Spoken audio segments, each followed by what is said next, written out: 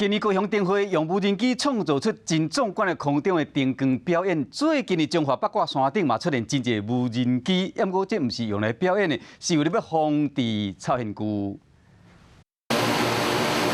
几啊台无人机出现伫八卦山顶，一直咧飞来飞去。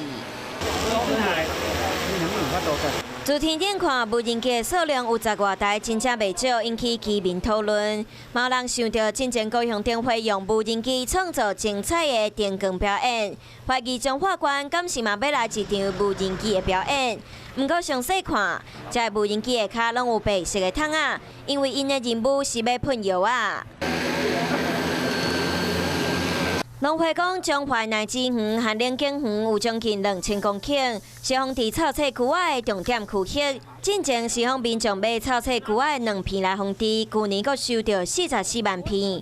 不过今年中央取消这个政策，为了避免臭气区外爆发，用无人机来喷药啊。AI 的一个辨识，然后透过我们的无人机的一个这个轨道的一个记录，我们到2月的时候已经有防治了80公顷了。农业处讲，利用无人机会使避免传统人工喷药啊对人体造成的伤害，速度嘛搁较紧，使用的药物嘛袂对环境造成伤害。